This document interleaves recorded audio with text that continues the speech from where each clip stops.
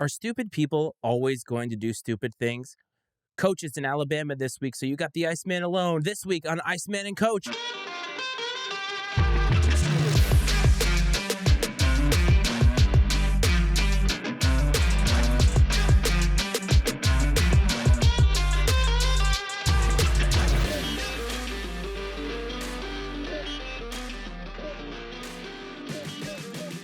What's up, everyone? Welcome back to another episode of Iceman and Coach. This is Matt Freitz, the Iceman. The coach is in the Gulf Coast in Alabama, enjoying himself with his family. So you're going to get an old school monologue episode from me. I hope that you enjoy it. I hope that you are here and it finds you well and you are doing amazing. I just want to remind everybody at the top of the show, if you have a take or you want to call the show and let us know what you think, do not forget to call or text the show. As a matter of fact, that number is area code 703-718-6314. I will say that again, area code 703-718-6314.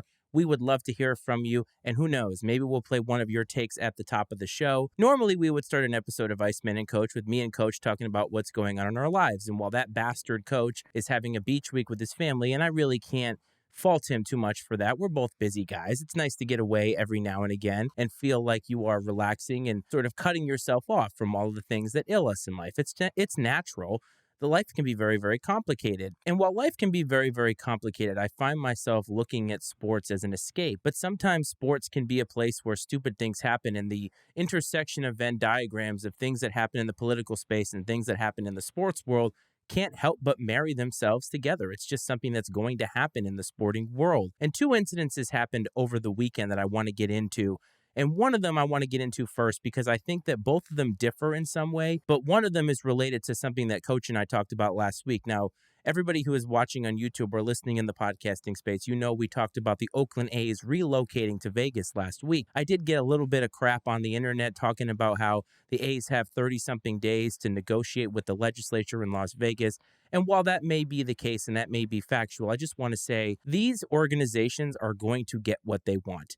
If the Oakland Athletics want to move to Vegas, they're going to find a way to move to Las Vegas. Oakland is not going to be able to keep them there. It seems as if the organization would like to leave town after a very, very rich history of being there, and it's just going to happen. So while you may know more than I do by reading a newspaper or whatever it is that you do to get your news, it's going to happen.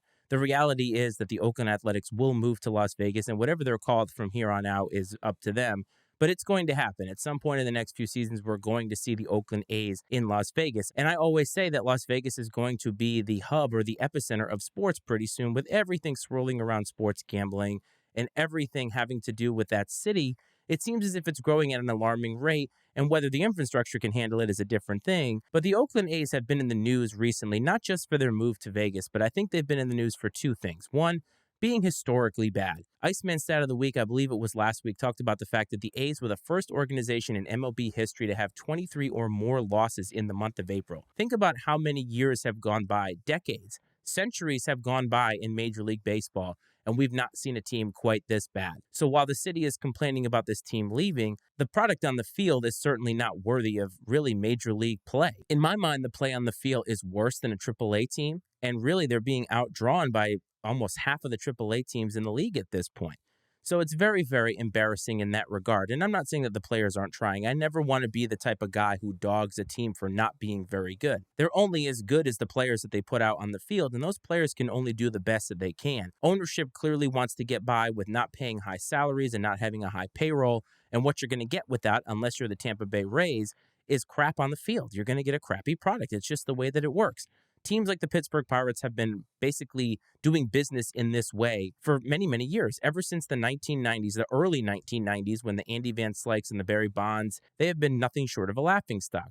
And it seems as if the Oakland A's are that team. To compound that fact, their announcer, Glen Kuiper is his name, made a little bit of a misstep on a broadcast this weekend, and I want to get into that because I think it's very, very important. He and his broadcast colleague, Dallas Braden, who, if you might remember, threw a perfect game for the A's, I don't know, maybe like 10, 15 years ago. That was basically his claim to fame. He really didn't do a whole lot after that.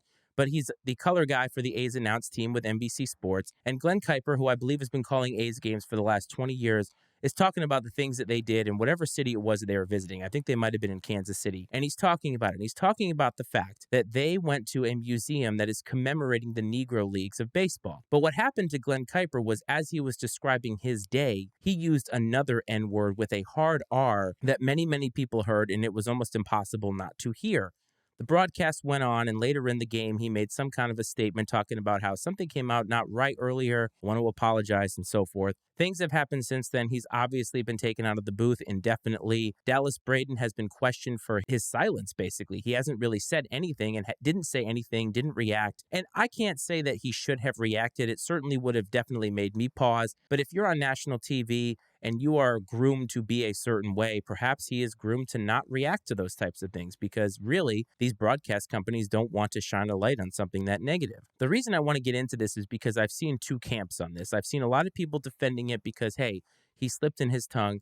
And then I've seen a lot of people talking about the fact that you just cannot do that in 2023. I myself fall on the side of you cannot do that in 2023. And honestly, the reason being is because we've just learned a lot more. And I understand that you don't want to condemn somebody for one particular mistake. We all make mistakes in life. We slip of the tongue and all those types of things. I totally get that. As a parent, I find myself swearing in the house, and my son is starting to pick up on them. So you want to be a little bit careful with the language that you use. I think many, many people in this country and all over the world would agree on the fact that that particular N-word is a no-go. It doesn't matter how you use it. It doesn't matter whether you slip with it. It is a no-go. And I think when you hear that word, it elicits a response.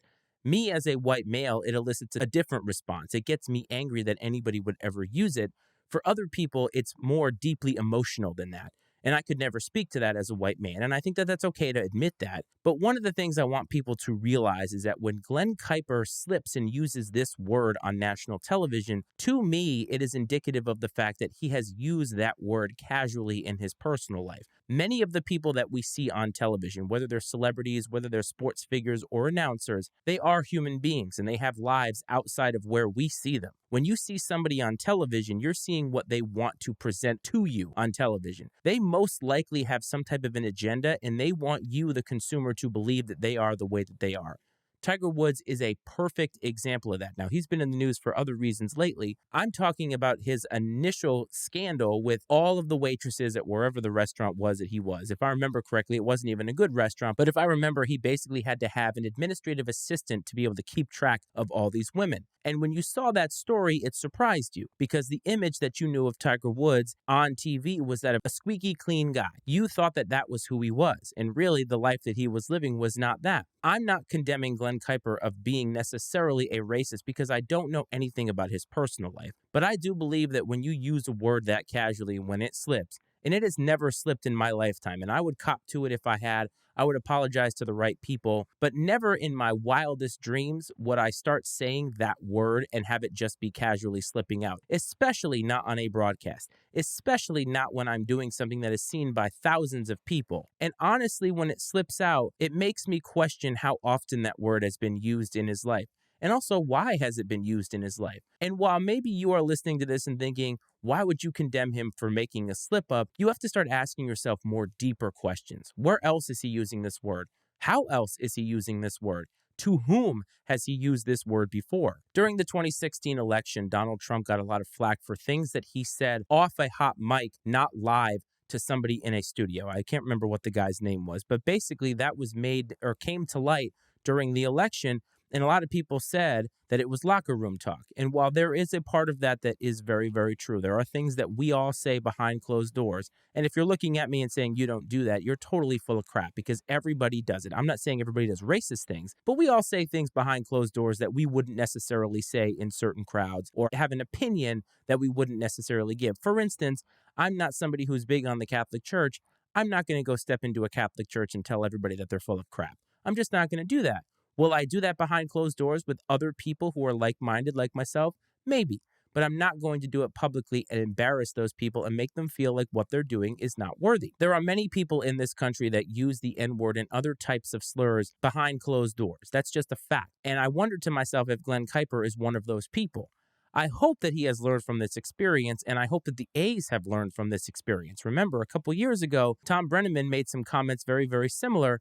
we haven't seen him on television since then. And if you're Glen Kuiper right now and you're a local regional broadcaster for a team that's basically on its way out the door, you've got to be a little bit scared about your future prospects. And honestly, I think that that's okay. I understand that he's losing his job. I think what needs to happen, though, is Glen Kuiper needs to really go back and look at what he has done in his life and find out why a word like this would slip, because it doesn't usually slip for most people unless you have been casually using it. So the A's have had obviously a very, very hard time this year with crappy play, the broadcasting stuff being now something that's in the news. They really cannot catch a break. And honestly, I think the clean slate of going to Vegas, whenever it is that happens, I think it's going to be a good thing for them, and hopefully they'll be able to put a better product on the field and move on from some of these instances. And this year is just going to be a very, very tough year if you are an Oakland Athletics fan. But the other incident that happened, I think, is a little bit different, because while I believe that Glen Kuiper slipped on a national broadcast, but the next incident that came up from a university that I have to admit I am completely biased against, West Virginia University. Bob Huggins is a world-renowned college basketball coach. He is one of the winningest college basketball coaches of all time.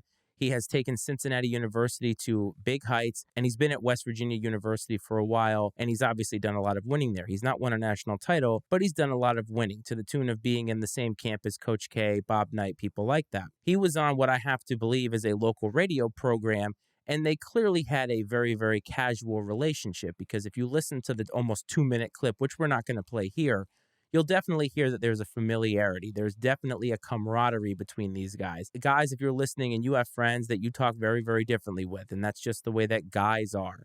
You have that kind of relationship where you can talk about different things, you can rib them, and you know they're going to give it to you back, and it's all good because you're brothers, right? And Bob Huggins seemed to have this kind of relationship with these two radio hosts, and they were asking him about his recruiting. And I'll cut to the chase here, but during the broadcast, he and these radio personalities had an exchange that not only talked about trans people that seemed to be very transphobic in a way, but Bob Huggins used a gay slur, an anti-gay slur, while talking very, very casually about some incident that happened a couple of years ago, what have you. I'm obviously not going to repeat that here. The reason why I think this differs a little bit is because Bob Huggins clearly feels a superiority and an invincibility to be able to use these kinds of terms on the radio. It's also very obvious to me that he feels as if by using them this casually that there are no repercussions for it, that he has been around long enough. The institution of Bob Huggins is something that can stand the test of time, and he is going to weather this storm. But here's the thing, folks. In 2023, we cannot be using words like this on television or on the radio. It just cannot happen. If you don't believe in being gay or you don't believe in trans rights or whatever, I'm not going to sit here and tell you that you're wrong. You have every single right to believe that or not believe whatever it is that you want. But at the same time, when you are a personality, when you're a celebrity, when you have a public persona, you cannot be using this language so freely. And you can't also think that you're not going to get away with it. Bob Huggins right now is at the tail end of his career. I would actually say that he's becoming almost a dinosaur in college basketball with everything that has changed in the landscape. We're talking NIL, we're talking transfer portal, all the recruiting. Things are far, far different than they were when Bob Huggins started coaching almost 40 years ago. And if you look at guys like Jim Boeheim, they are aging out. Jim Boeheim is gone. Tom Izzo would tell you that he is close to the end and he doesn't like a lot of the changes that are happening for different reasons. Bob Huggins definitely comes off to me as the curmudgeon old guy that kind of feels like he's superior to all this. And honestly, I think that Bob Huggins now has to face the music of the fact that his career might be over. Because I think if you're West Virginia University and you are listening to this, there's no way that you can keep this guy. Honestly, the casual nature of just how that conversation went down, the way that the radio personalities were sort of egging him on, and he knows that he's live, that's the thing. Bob Huggins is not a novice at this. He knows that he is live on television. He didn't slip of the tongue. He intentionally used the words that he used to have the effect that he wanted it to have. The A's broadcaster didn't do that. He slipped with a word that he has probably used somewhere else, but never in 100 years had the intention of using that word on a broadcast. Bob Huggins definitely intended to use that, and I think that's where the difference lies. Glen Kuiper may keep his job. I did say that it's a team that's moving out, so maybe they'll think about a fresh start no matter where they go. But Bob Huggins, on the other hand, I think is a dinosaur. And I think West Virginia University may look at this and think, the juice is not really worth the squeeze here. We need to get rid of Bob because we need to stand behind the fact that we do not tolerate this. Now, again, I'm biased against West Virginia University. I do not like the Mountaineers. I do not like the state of West Virginia, and I have my reasons for that, and they stem back from some Virginia Tech days. But I think no matter what state this is from, you have to make the right call here. And I just don't think that you can have a guy who feels so invincible. And Bob Huggins certainly does. And I'll be curious to see what happens here. Obviously, he put out a statement. Everybody will put out a statement. But it's in your actions, man. It's not just in your words that come from a publicist and something that happens with PR people. I want to see who the real Bob Huggins is. And I got to tell you, as funny as it is that he doesn't have any time for the halftime interviews and stuff like that, you can get a sense that Bob Huggins is the kind of guy that doesn't feel a lot of this quote-unquote woke stuff. He's definitely not down with being progressive, and I think that that's a problem. And West Virginia University just cannot deal with that. They cannot tolerate it, and Bob Huggins, I think, needs to be shown the door. Because while he does win and he does recruit very, very well, he has not won a national championship. I don't think he will win a national championship. And so it's time to move on. And I think that these two stories are indicative of where we are because, again, in 2023, you cannot say either of those words on television, along with a lot of other words that you can't say that are just out of bounds, quite frankly. But I think the nature of how this happened, one guy making a slip, while not a good slip and something that needs to be reprimanded, the other one making a casual reference that was definitely intentional. And I think, to me, that is a much, much worse situation. And speaking of things that are racially related, we've talked Deion Sanders here before, and Coach Prime is obviously making a lot of moves at the University of Colorado. He certainly has a lot of hype behind him, and I think brings a lot of hope to that university.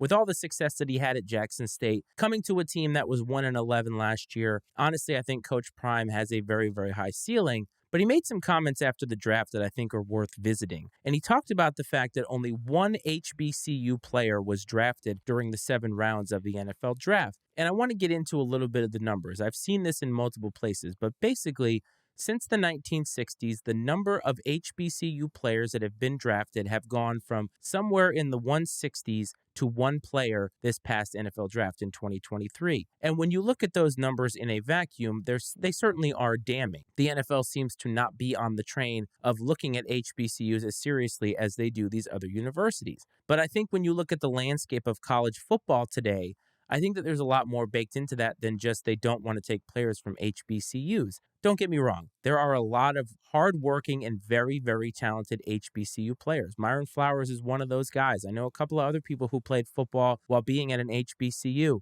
and those guys worked their ass off. They had a lot of heart, and they were not certainly short on trying, and they were not short on all of the intangible things that you need. But I think there is something to the landscape today where it seems very, very top-heavy in college football. A lot of the teams like Alabama and Georgia, and quite frankly, every team in the SEC, is playing almost NFL-grade opponents every single week. And the HBCU schools, while very, very good and certainly very, very talented, they aren't doing that. And there has to be something in the scouting. There has to be something in the numbers. And honestly, the product that they have seen on the field with a lot of the players that are in the league or have come through the league in the last 20 or 30 years that would show that the players that come in from HBCUs just are not ready or at the level that the NFL is looking for. And I think Deion Sanders, his heart is in the right place. And I think that by pointing it out, it is okay to point this out because I think you want to look into it. And a lot of these teams should be looking at these schools because I'm not saying that there's no players that should be drafted, but there certainly seems to be more than one that could make a squad.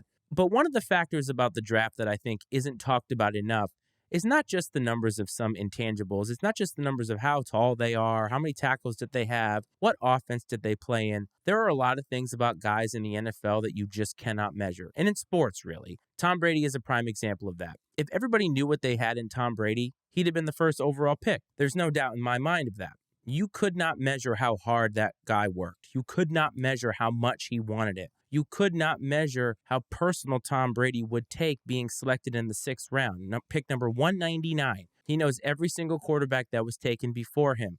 And there are a lot of guys who feel that way. These guys at the HBCUs, you cannot measure how much they want it. Yes, maybe they're not playing the same competition as guys that go to Alabama or Georgia. Maybe they're not playing the kinds of offenses that give them the experience that a lot of these NFL franchises want. But there's a lot of guys that get drafted that totally squander that opportunity. And I think when you come from a school like an HBCU, which is already down in the pecking order in the national landscape, because I think that HBCUs aren't given enough credit and enough funding to be able to further what they are furthering. And I think that there is a lot of cultural things that are cultivated at an HBCU. And I think that a lot of people don't understand that. I don't understand that. But I know, having talked to some people, that that is something that is real. The culture that is there, the camaraderie that exists, that actually creates something more real and tangible than the NFL could ever create. And those people take that with them wherever they go. There's something that you can't measure about what that does for an individual. And I think the point that Dion is trying to make, that I believe is a valid point, give these guys a chance. Don't just assume that they're not going to make it because of where they went to school. If we applied that logic to everything, then a lot of people wouldn't have jobs today, because people would look at where they went to college and think, oh, that college doesn't matter. And that's not the case. I know now in my career, I've been there almost 20 years. When I look at a resume, I don't look at where somebody went. I look at what they've done lately. I'm looking at what they are producing and what do I think that they can produce if I bring them on the team. Isn't that what the draft is all about? Isn't that what scouting is all about? How many guys have been drafted in the first or second round and have totally flamed out? Look at all the draft picks that are drafted in the first round and how many of them flame out within years, like a few years in the league. They don't get that generational wealth that Coach talks about. There is something to be said about that, because you cannot measure how much a guy wants it. And you also can't predict how much a guy is going to slack off. Zach Wilson's attitude, and we talked about this last season, is piss poor. He has all the talent in the world, the biggest arm we've seen in a long time. He doesn't have it up here, and he doesn't have it in here. And I'm pointing to my heart for those of you listening. You can't figure that out by just talking to a guy or looking at film or seeing where he played or who he played. It does matter to an extent.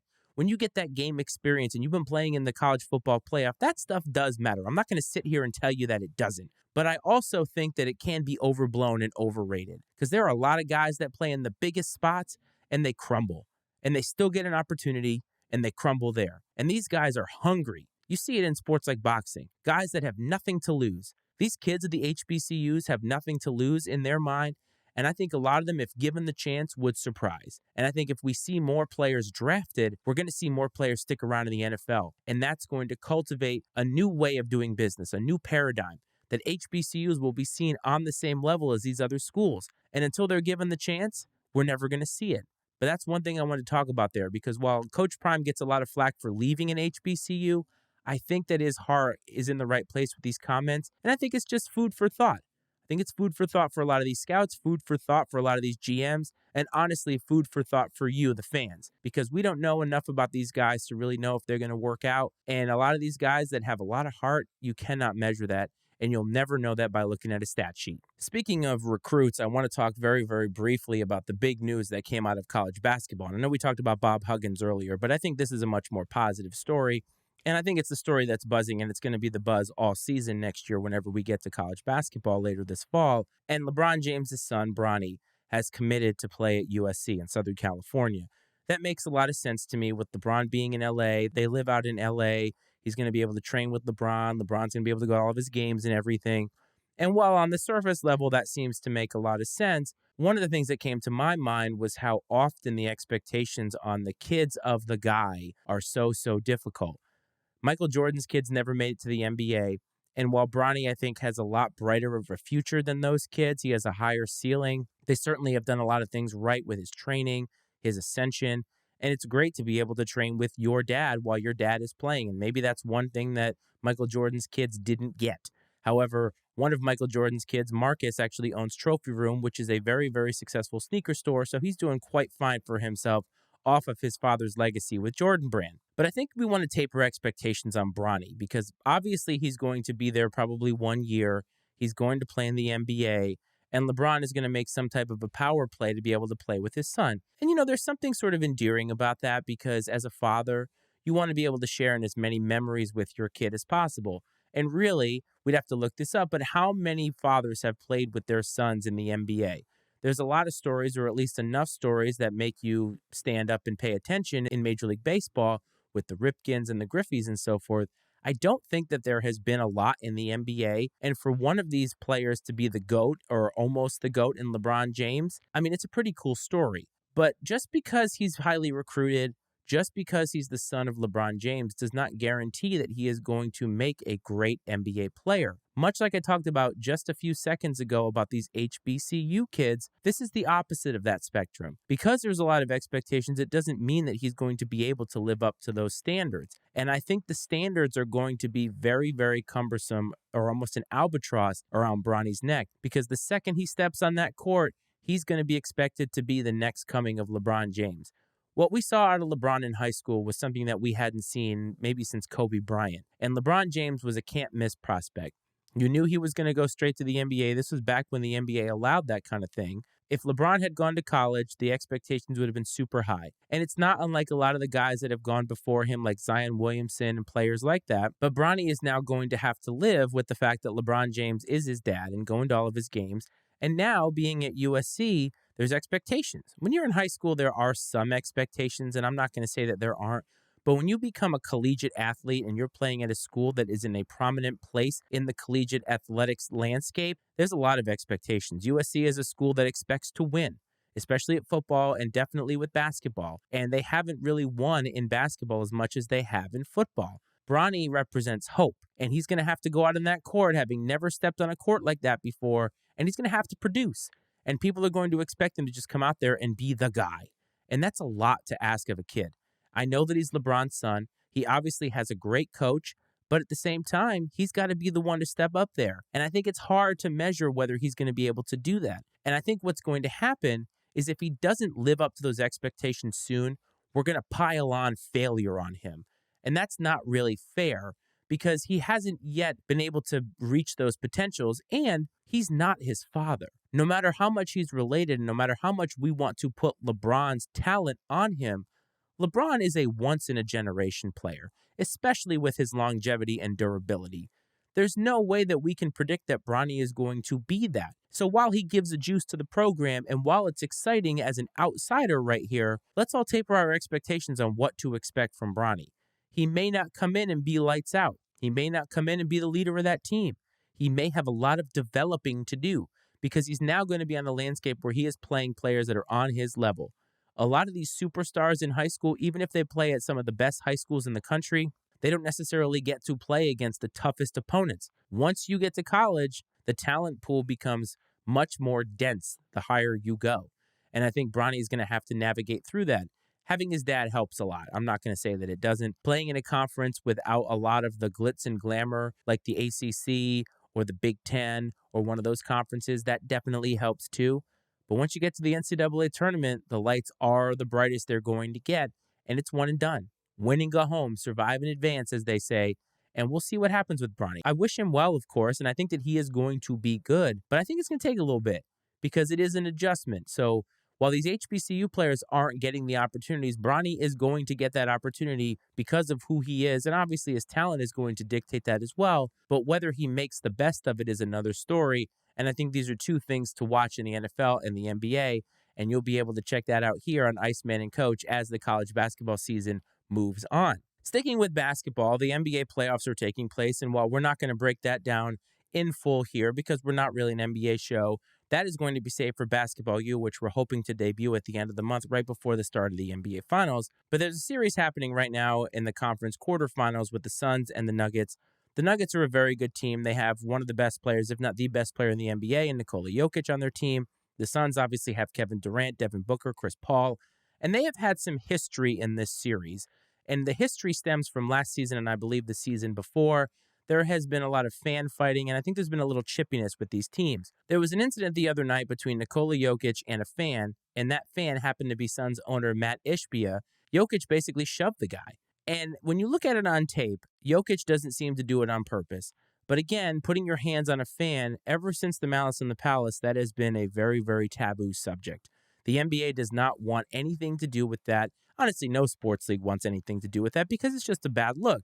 And Mat Ishbia being the owner, he's going to be front and center. He just bought the team not that long ago, trades for Kevin Durant. He's got a lot on the line. He's put a lot of money into this, and he wants to win. He wants to be an owner that is successful right out the gate because there is no guarantee of success when you're the owner of a team. There just isn't.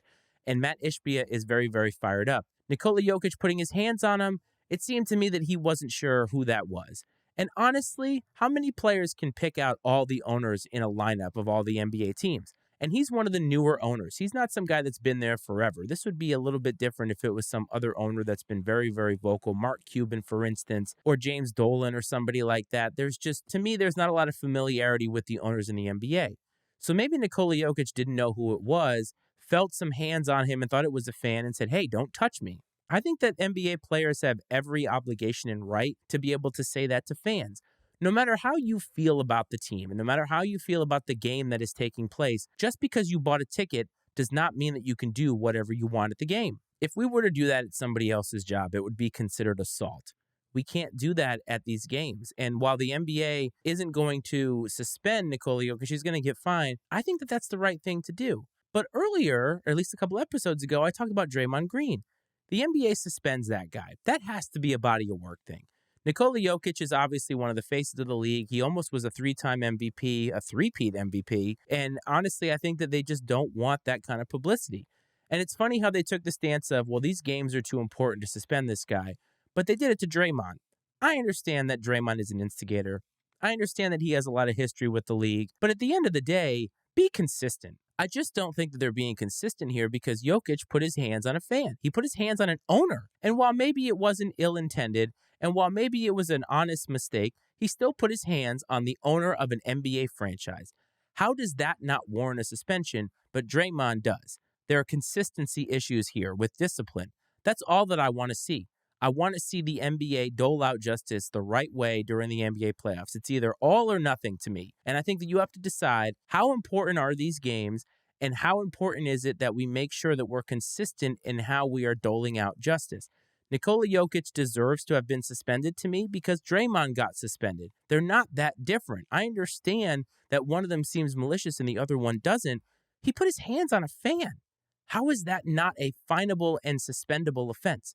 Just because it's Game 5, just because the Nuggets are the number 1 seed doesn't mean anything. If that is not something that you're concerned about with Draymond, then I don't understand how you're concerned about it here. It just seems very, very hypocritical by the NBA on this. Now, Jokic did not win the MVP this year, and there was a big hubbub about a month ago with Kendrick Perkins talking about the fact that the MVP voting was racist and that race came into play when it came to the MVP. And while we're not going to really dive into that, I just want to talk about this for a second because I think that when it comes to value, everybody sees that differently. When I look at Nikola Jokic, to me, he is doing something in the NBA that we haven't seen for a very, very long time. He is separating himself as one of the greatest big men of all time. He's not quite there yet because he's got to win championships to make that happen.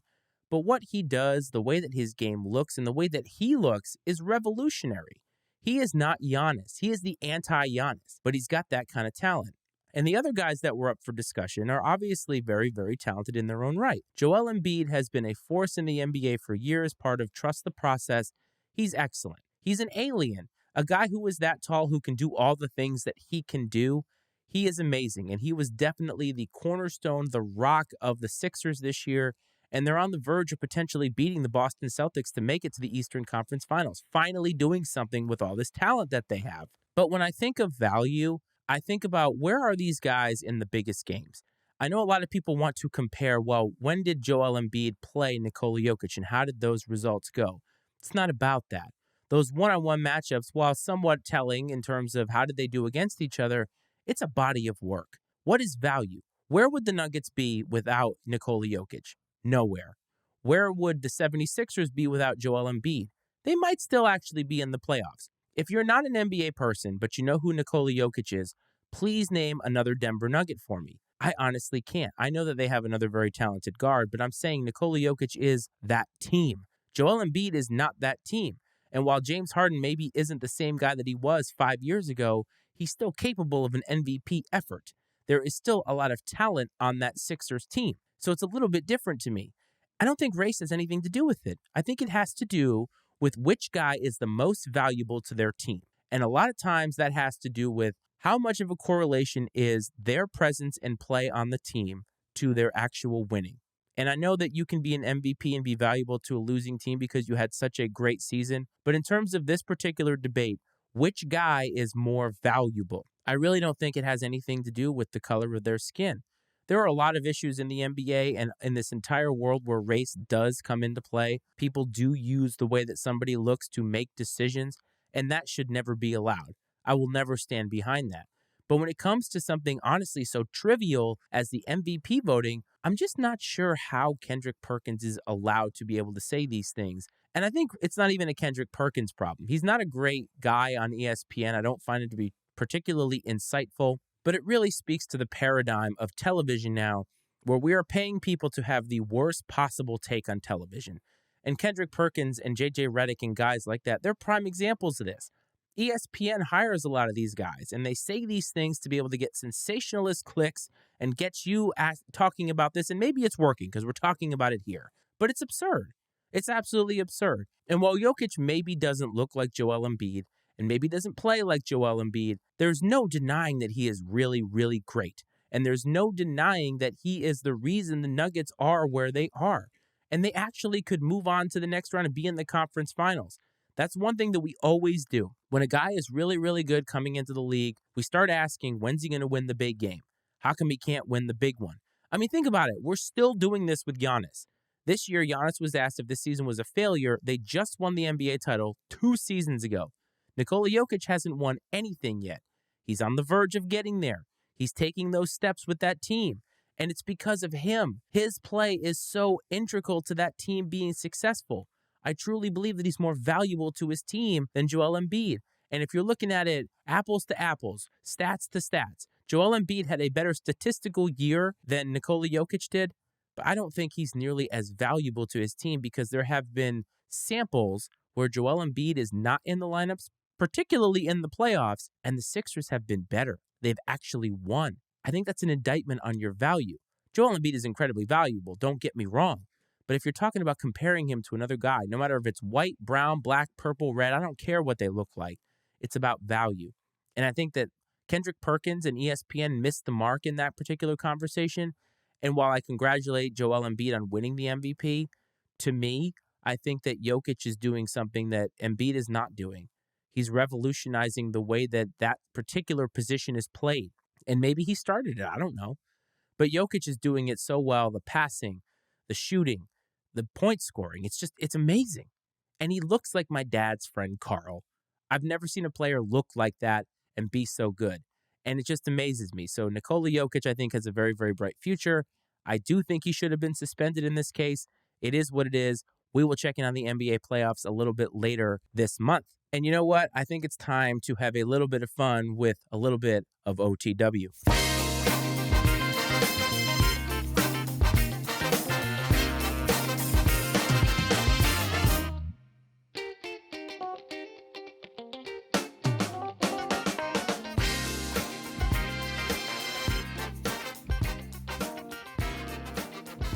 OTW of the week, like we do every single week, where Coach and I like to have a little bit of fun. Coach is not here, so the Iceman is going to have a little bit of fun with Iceman Stat of the Week. We talked earlier about baseball, and one of my favorite players of all time is Ted Williams. I probably won't be knocked off of that hill. I do believe that he's the best hitter we've ever seen, and while I believe that Babe Ruth and Shohei Ohtani are the best overall players to ever play the game, I think when it comes to pure hitting, whether it's home runs, average, what have you, Ted Williams is the man. And one of the things about that era that a lot of people forget is that World War II happened and these guys still put up gaudy stats. So this stat is about Ted Williams. In 1941 is when he hit the famous 406. He was the last guy to hit 400. Pretty amazing feat if you ask me. 1942, he won the Triple Crown, which only has been done one time since Carl Yastrzemski did it, I think, in 1967. So that's not exactly an easy thing to do. 1943, 44 and 45, he fought and was a fighter pilot in World War II. 1946 was his return season. He won the MVP, and then in 1947, he capped it off by winning the Triple Crown. That was losing 3 years of his life to World War II and not playing a lick of baseball. I think it's safe to say that Ted Williams was amazing, and I think that we don't see guys like that anymore. Guys that are just so productive, guys that are so patient, such good hitters. The game is a lot different today. I think that the evolution of baseball with the pitch clock and everything that's happening, I think we're going to get back to that someday. I don't think you're ever going to see a player like Ted Williams, and quite honestly, it's amazing to me. It's amazing to see those kinds of stats and to realize that Players back then, they gave themselves to causes that were more important than the sport. And today, athletes are overpaid. I mean, I don't think that they're economically overpaid, but I think that they are overpaid up here in the fact that once they see their money, they don't care about a lot of things besides themselves anymore. And maybe that's just the nature of capitalism.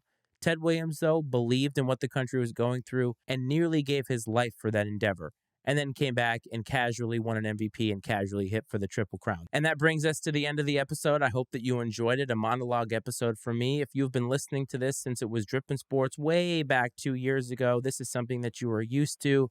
Honestly, though, I miss having the coach here. We have a great dynamic, and I hope that you find this pretty enjoyable. I know that we enjoy doing it for you. We enjoy bringing you this content, connecting with the audience. The last couple months with the growth on YouTube, it's been wonderful. And we've definitely had some haters. We've had a lot of positive commenters. And so I want to thank you for listening to this show and giving a little bit of time out of your life to watch and listen to this show. Life can move very fast and we can get so overwhelmed with everything that we have going on. And sometimes each day can just feel like it flies by. And so the fact that you take however long it is that you take to watch and consume the products that we put out there, it means the world to us. Don't forget to call or text the show. We'd love to hear from you. Area code 703-718-6314. If you want to find us on Twitter, at Iceman and Coach is the handle to do that. It is the same handle on Instagram if you want to follow us there. Do not forget to support the Pub Time Podcast, where Brad and Ryan are doing a lot of fun things. If you're listening on Apple or Spotify, don't forget to hit the follow button, give us a rating. If you're watching on YouTube, like, subscribe, all that good stuff. Do not forget to support the Matty Ice Media Network, where you can find other podcasts like Political Football and Fire Footwear. I hope that this finds you well. I hope that this finds you safe. And as always, we will see you next week. This is Iceman and Coach.